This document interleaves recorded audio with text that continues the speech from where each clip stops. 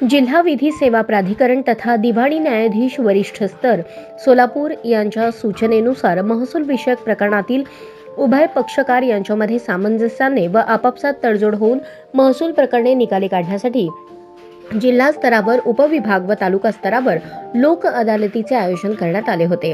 जिल्हा स्तरावरील अपर जिल्हाधिकारी यांच्या न्यायालयातील, उपविभाग स्तरावर उपविभागीय अधिकारी यांच्या न्यायालयातील, तालुका स्तरावर तहसीलदार यांच्या न्यायालयातील महसूल विषयक प्रकरणे लोक अदालतीमध्ये ठेवण्यात आली होती। उभय पक्षकारातील तडजोडीने काही प्रकरणे निकाली काढण्यात आली।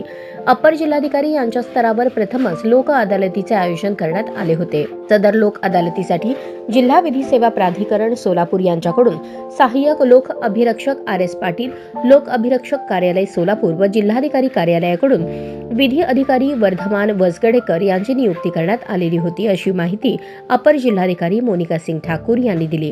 नागरिकांची आर्थिक वेळेची बचत व्हावी आणि आपापसातील वाद सामंजस्याने मिटावेत, हा लोक अदालत घेण्यामागचा उद्देश असून यापुढे आयोजित करण्यात येणाऱ्या लोक अदालतीचा जास्तीत जास्त पक्षकारांनी लाभ घ्यावा, असे आवाहन अपर जिल्हाधिकारी मोनिका सिंह ठाकूर यांनी केले आहे।